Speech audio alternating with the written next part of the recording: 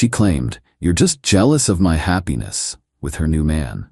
I said, "Ecstatic, actually." When her happiness got arrested for bigamy and I testified as his second wife's lawyer, the jealousy theory died.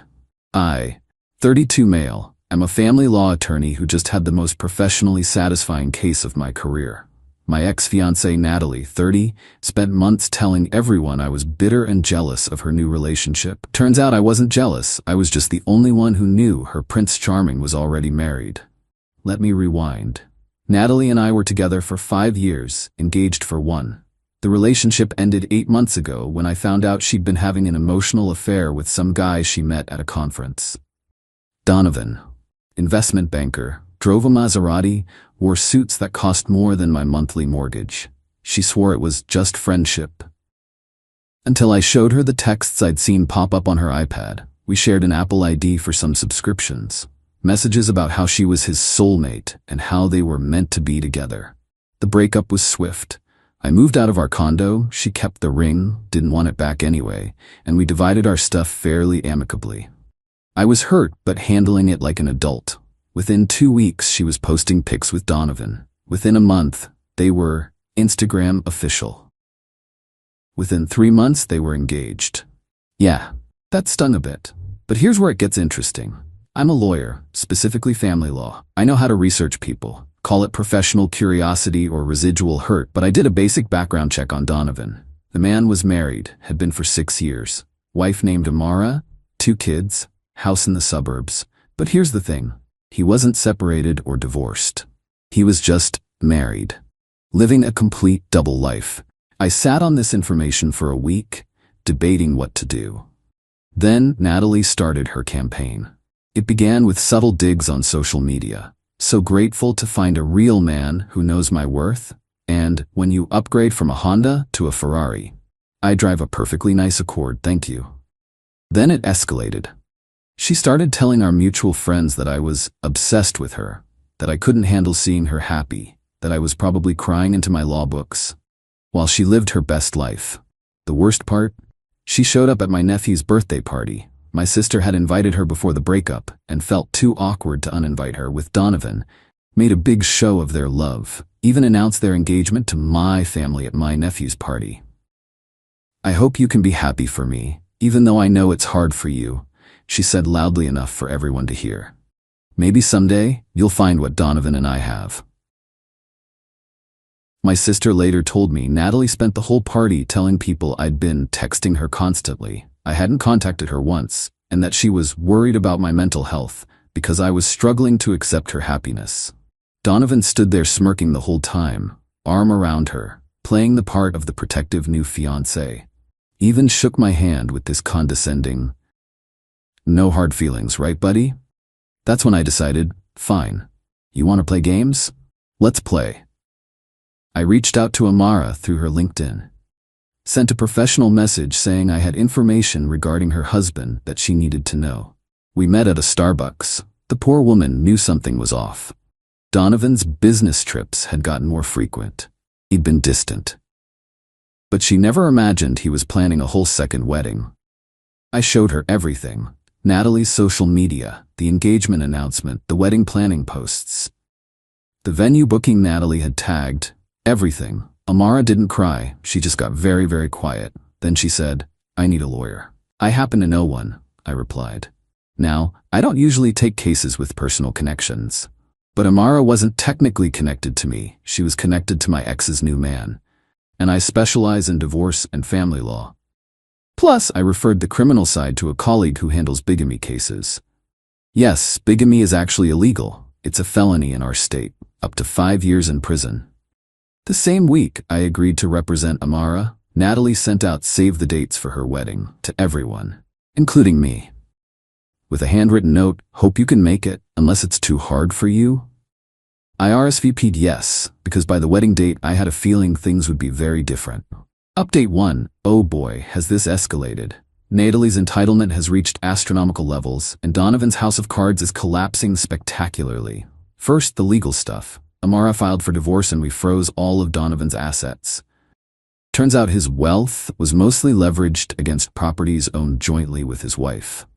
The Maserati, leased under his company's name, which Amara co-owns. Those expensive suits, purchased with their joint credit cards. But the criminal case is where it gets juicy. My colleague who handles criminal law filed charges for bigamy and fraud.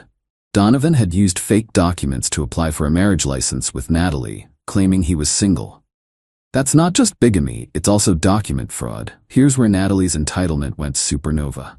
Day 1 after Donovan's arrest, she called me 73 times. Not texting, calling. I didn't answer once. Finally, she left a voicemail. "You vindictive piece of shh. You couldn't handle seeing me happy, so you made up lies about Donovan. I know you're behind this. You're probably laughing with your lawyer buddies. Well, guess what? We're suing you for defamation and harassment. You're gonna lose your license." Day 2. She showed up at my law firm. Security had to escort her out after she started screaming in the lobby about how I planted evidence and forged a fake wife to break them up. Yes, she actually claimed I hired an actress to pretend to be Donovan's wife. The security footage is now evidence. Day 3. She started a smear campaign, posting on every legal review site that I was an unethical lawyer who stalks his ex-girlfriends and sabotages their relationships. Had to get those taken down with cease and desist letters. But here's the best part. She was still defending Donovan. Posted on Facebook, "These allegations against my fiancé are lies spread by a jealous ex who can't accept I've moved on."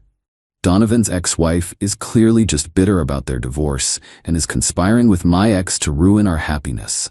We will weather this storm together. Ma'am, there was no divorce. That's the whole point. Week 2. Donovan made bail. Natalie threw a freedom party to celebrate. Posted pics of them popping champagne with the caption, "Can't keep a good man down. Ready to sue everyone who tried to destroy us." Then she did something spectacularly stupid. She reached out to Amara. Amara forwarded me the messages. "Natalie, I know you're hurting from the divorce, but lying about Donovan won't get him back." What divorce? We're still married, that's the problem. Nice try. Donovan showed me the divorce papers. "Those would be public record. File number, please?" "I don't need to prove anything to you. You're just bitter he chose me." "He didn't choose anyone, he lied to both of us." "You're pathetic. Using your kids to trap a man who doesn't love you. That last message? Yeah, that's now evidence of harassment." Week 3, the preliminary hearing happened. I attended as Amara's counsel. Natalie showed up in a white outfit, weird choice for court, to support her man. The judge reviewed the evidence. Marriage certificate between Donovan and Amara, 2018.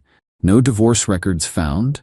Marriage license application between Donovan and Natalie with single checked. Proof he was living at both homes. Bank records showing he was financially supporting both households. Donovan's lawyer tried arguing it was a misunderstanding and that he thought his divorce was finalized. The judge wasn't buying it. "Mr. Washington, you're telling me you accidentally maintained 2 households, accidentally told your fiancé you were divorced, and accidentally filed false documents." But the peak entitlement came when Natalie stood up in court and said, "Your Honor, I'd like to address the court." "Judge, ma'am, sit down. You're not a party in this criminal case." "But I'm the real victim here. These people are trying to steal my fiancé." "Ma'am, sit down or you'll be held in contempt." She sat down but kept muttering loud enough for court reporter to pick up. "This is ridiculous. Jealous exes, conspiracy." Donovan was bound over for trial. Bail continued with conditions: no contact with Natalie to prevent further fraud, and GPS monitoring. Natalie's reaction outside the courthouse to reporters: "This is a witch hunt orchestrated by my ex who can't handle seeing me with a successful man. The truth will come out." Reporter: "But ma'am, the marriage certificate." "Fake. It's all fake." She's still wearing the engagement ring, still planning the wedding, still telling everyone I'm jealous. The criminal trial is next month. And guess who's been subpoenaed as a witness? Both me and Natalie. This is going to be spectacular. Update 2. The trial happened. I've been in a lot of courtrooms, but this one will stick with me forever. Natalie's complete breakdown was something to behold. First, let me update you on what happened between the preliminary hearing and trial. Natalie went into overdrive trying to save her perfect relationship. She, 1. started a GoFundMe for Donovan's legal fees, titled, "Help Us Fight Against Jealous Exes and False Accusations." It raised $135, mostly from her mom and her best friend. 2. Hired a private investigator, her cousin with a smartphone, to prove Amara and I were having an affair. The evidence was a photo of us at Starbucks during our initial legal consultation with my paralegal present. 3. Attempted to get ordained online so she could marry Donovan before the trial, thinking spousal privilege would apply. That's not how any of that works. 4. Sent a formal cease and desist letter, written in Comic Sans, to Amara demanding she stop pretending to be married to my fiancé. Amara's actual lawyer had a field day with that one. Now the trial. Day 1. Prosecutor laid out the case. Pretty straightforward. Donovan was legally married to Amara when he proposed to and attempted to marry Natalie. The fake documents he submitted were clear fraud. Donovan's defense? He claimed he believed he was divorced because he and Amara had been spiritually separated. His lawyer actually said this with a straight face. Day 2. I testified as a witness for the prosecution. Just the facts. When I discovered the marriage, how I informed Amara, the timeline of events. Professional, clean, simple. Natalie stared daggers at me the entire time, actually mouthed "liar" repeatedly until the judge warned her. On cross-examination, Donovan's lawyer tried to paint me as a vindictive ex-boyfriend seeking revenge. "Isn't it true you were devastated when Miss Hartley left you for my client?" "I was hurt by the cheating, yes, but I moved on." "Yet you went digging into my client's background?" "I did a basic public record search. It took 5 minutes. His marriage license was literally the 3rd Google result." The courtroom actually chuckled at that. Day 3. Amara testified. Brought photos of their wedding, their kids, their life together. Tax returns showing married filing jointly for 6 years. Mortgage documents, insurance policies, the works. The prosecution also played recorded calls between Donovan and Amara where he promised he was working late on nights he was with Natalie. In one call, you can actually hear him say, "I love you too, baby," to Amara, while Natalie's Instagram from the same night shows them at dinner. Day 4. Natalie's testimony. Oh my God. She took the stand as a prosecution witness. Hostile. Wore a white pantsuit like she was getting married right there. Started crying before the first question. Prosecutor. Miss Hartley, were you aware Mr. Washington was married when you began your relationship? No, he told me he was divorced. This is all a setup. Did you ever ask to see divorce papers? Natalie. I trusted him. That's what you do when you're in love. Not everyone is a paranoid lawyer like some people. Miss Hartley, please just answer the questions. It got worse. They showed her messages where Donovan explicitly told her he was divorced and free to marry. Then they showed her the wedding planning emails where she wrote, "So glad you're finally free from that woman." Prosecutor, who is that woman you're referring to? Natalie's ex-wife, who is lying about still being married. But you've seen the marriage certificate. Forge. And the tax returns. Fake. And their children? Actors. The judge had to call a recess because people couldn't stop laughing. When court resumed, Natalie doubled down, claimed I had orchestrated everything because I couldn't stand to see her happy. Said I probably paid off the courthouse to create fake records. Then came the moment that sealed everything. Prosecutor Hartley, if you truly believe Mr. Washington is divorced, can you explain why he's never spent a single night at your apartment? Natalie, he's traditional. He wanted to wait until marriage. But you posted photos from hotels together? That's different. How? Because. And then she snapped, because he had to go home to his kids, okay? But lots of divorced dads live with their ex-wives for the children. It doesn't mean they're married. The courtroom went silent. So you knew he was living with Amara? Natalie realized what she'd admitted, started backtracking frantically. No, I mean, he said she was just... It's not what it sounds like. Closing arguments. Donovan's lawyer tried one last Hail Mary, arguing that Donovan had intended to divorce and therefore wasn't technically committing bigamy. The prosecutor's response was brilliant. Your Honor, by that logic, I intend to pay for my groceries, so taking them without paying isn't theft. The verdict, guilty on all counts. bigamy and fraud. Natalie stood up and screamed, "No, this is because of him," pointing at me. "He's jealous. He's always been jealous. I'm happy and he can't stand it." Security had to physically remove her while she screamed about corruption and jealous exes and how she was going to sue everyone. Donovan got 2 years, suspended, 3 years probation, and $50,000 in fines. Plus, he has to pay restitution to both women for the money he defrauded. Final update. The aftermath has been exactly as messy as you'd expect. Donovan is now divorced from Amara, for real this time. She got everything. The house, primary custody, alimony, and half his actual assets, which weren't nearly as impressive as he pretended. She sent me a lovely thank you card and a bottle of wine. But Natalie? Natalie has completely lost touch with reality. First, she tried to start a podcast called Surviving Jealousy, When Your Ex Destroys Your Happiness. It lasted exactly 1 episode, where she ranted for 45 minutes about the conspiracy against her. The comments were brutal. "Girl, he was married. This is giving unhinged. Seek therapy immediately. The math ain't mathing, sis." She deleted it after 24 hours. Then she wrote a 20-page letter to the State Bar Association claiming I had abused my legal knowledge for personal revenge. They reviewed it and responded that representing a client in a legitimate legal matter isn't an ethical violation. She posted their response on Instagram with the caption, "Proof, the system is rigged." But here's where the entitlement reaches its peak. She sued me. Actually sued me for intentional infliction of emotional distress and interference with prospective economic advantage, aka ruining her wedding. Her lawyer, the only one who would take the case, argued that I had deliberately destroyed her chance at happiness and caused her severe emotional trauma requiring extensive therapy. My response was simple: discovery. See, in civil cases, both sides can request evidence, so I requested all communications between her and Donovan, her social media posts, her therapy records, since she claimed damage, financial records related to wedding planning. Her lawyer dropped the case within a week. Turns out, discovery would have revealed: 1. She knew Donovan was married before I ever told Amara.